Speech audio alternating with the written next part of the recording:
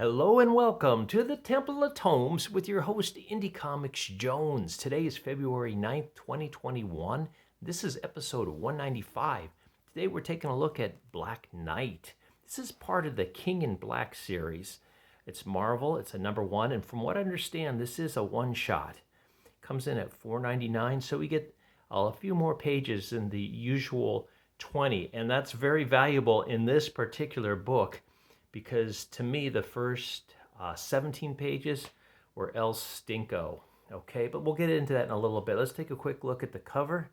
The sword is the main focal point in this story. It's the ebony blade. It's a cursed blade, and we'll give you a little description on that in a second. The Black Knight is a descendant of who this blade chooses, apparently, and his name is Dane Whitman. Okay, and you can see he's taking down one of Null's symbiotic dragons here. So we get a short blurb of what's going on with the King in Black overall, about how the Earth is getting covered by a symbiotic covering. It's a little redundant there. And we get a little blurb about the Black Knight. Dane Whitman wields the magical ebony blade as the Black Knight. The sword's power comes with a terrible curse, an insatiable lust for violence and mayhem. Dane's kept its darkness at bay for years, using its power for good as an avenger and a hero. Well, he's actually an avenger adjacent now, so he's not one of the main Avengers. He's just called on when everything's going to heck. But the Black Knight is about to be tested like never before by the King in Black. And I believe the reader is about to be tested like never before. The first 17 pages of this were really hard to read. Simon Spurrier is the writer. He was going all out on this, trying to be funny, and his Whedonian take on this missed the mark, I think. It really got in the way of the story. Jesus Says is the artist, and he did a tremendous job. The art throughout here is really pretty stunning. On the cover, that was Dan Mora and Tamra Bonvillain. So that means good villain, or good bad guy, I guess. So let's take a look inside. Okay, first off, we just go right into the action where the Black Knight is actually fighting one of the dragons. He's on a winged horse here, and you can't really see too much about what's going on, but these blurbs here, this narration is actually the Black Knight, and he's an American, but he's trying to talk he's writing in an Old English, and it doesn't really come out that he's the one doing this narration till later in the book. So gets into this, he's fighting this symbiote. He thinks it's just a regular dragon fight, but look at the art. It just gets really good in here. Really nice. It's pretty spelled. And then we get the flashback, and he's talking to Sir Percy, who was the original Black Knight, who welded it. And you can see that with his anger, he's trying to control his anger, the new Black Knight, and he's sliced up his room and whatnot in the background here. So it flashes back to the Black Knight going off to fight this dragon, and I mean, the art in here is just really nice. Get this whole, he remembers this kind of a flashback to him talking with Spider-Man, I guess. Black Knight appeared in over 1,000 issues throughout his own run. The different, obviously, Avengers sometimes on his own. But he's able to get the ebony blade into the dragon. Then he finds out that Null senses this blade and wants it for his own as well. So even though this blade wields great power, it is itself can be overcome by Null. And look at this. This is just fantastic art in here. Unfortunately, this narration blows. It's hard to read. It's hard to understand. I kept reading it over and over again, trying to make sense of it. And it's just not funny. It's supposed to be like Old English, but it's not. It's just bad. It's just like making fun of Old English and then trying to tell jokes within that, and it just doesn't work. So anyway, he's able to actually take down this dragon with his blade, but he starts falling. And apparently he's above China because as he's falling, he's caught by China's own superhero Aero. If you remember her, she's kind of like the master of the wind. I think she debuted maybe 2 years ago, and I do have reviews of that, I believe, on my channel somewhere. Way back, I'll try to dig those up for you. And so he's caught by her, and he's kind of freaking out. And the dialogue in here is just stunningly bad. I mean, you got Aero. She's supposed to be an architect, not only a superhero, but an architect that helped build Shanghai. And she says stuff like, fakey old world dialect.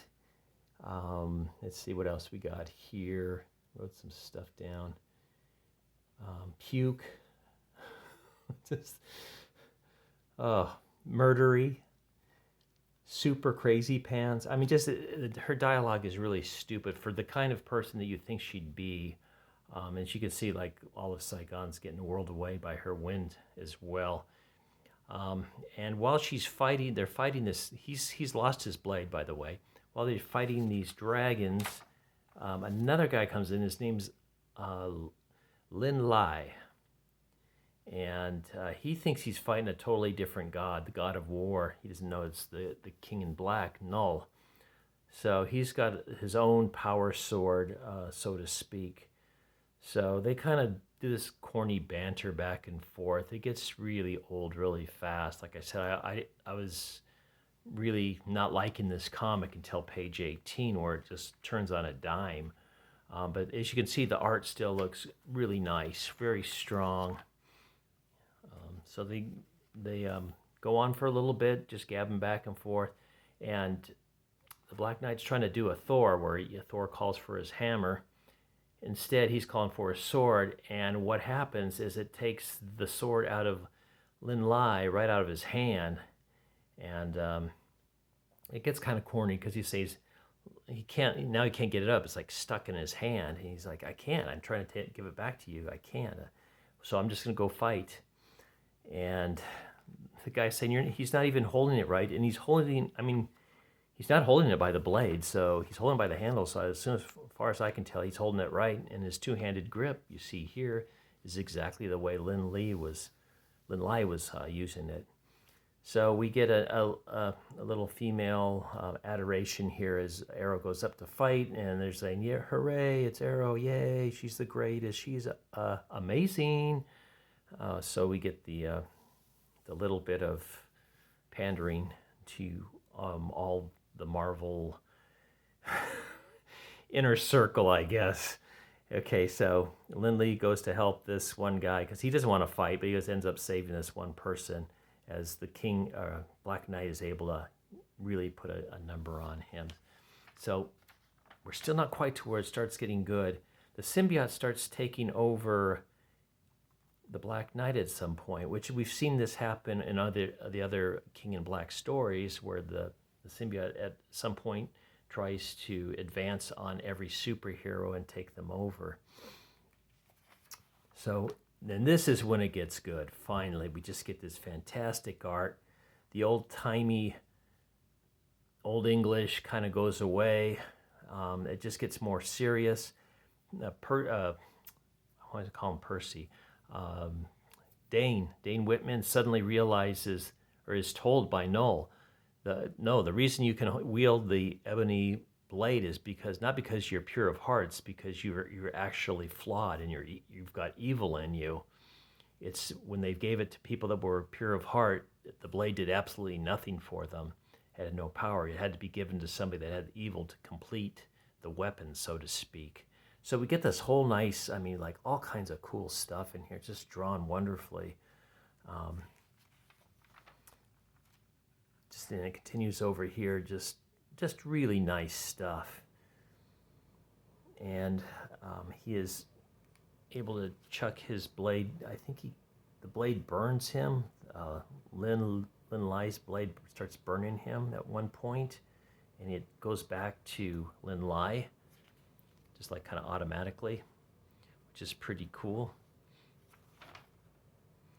And then we get one of the apparitions of Null appearing, destroying the city, and Aero goes up to fight it, and they can see up on one of the towers, the ebony blade is up there as this apparition tries to take it over, but it goes to the Black Knight instead, and he goes after this apparition with a vengeance, as you can see here.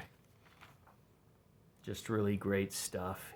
Finally, the story gets good. It took all that time to get good. And they're able to finally take this thing down. This cool looking monster. Look at that, that's great. That is nice. And in the end, all three go off to New York to meet up with Tony Stark, as Lin Lie has decided to join them as well. At first he did not want to, because he didn't think it was the god he was supposed to fight. Okay, so that's kind of how it ends. They're going off to New York to join up. It seems like these swords may play an important part in the story in the future. I'm assuming something like that. So let's take a look at this month's checklist. Okay, Venom number 33. I can't remember if I did that one or not. I don't think I did. I skipped Marauders. I skipped the Gwendam and Carnage, and there's the Black Knight. We'll be doing King in Black. Let's see if there's any here. Number 4, right there. Maybe King in Black, Captain America. We'll have to wait and see. And I think that's it. So maybe 2 more this month for King in Black. Okay, so thank you very much for stopping by. And here's our cover for the Ebony Blade, Black Knight Curse of the Ebony Blade, number 1, going on sale in March. So I don't know if I'll check that out or not. I really did not like this one. It is a not recommend. Didn't get good until page 18, but it's had a good strong finish, and the art was good, so you can take that with you. So thank you very much for stopping by. Please like, please subscribe, please leave comments, and I'll see you next time at the Temple of Tomes. As always, this is Indie Comics Jones bidding you adieu.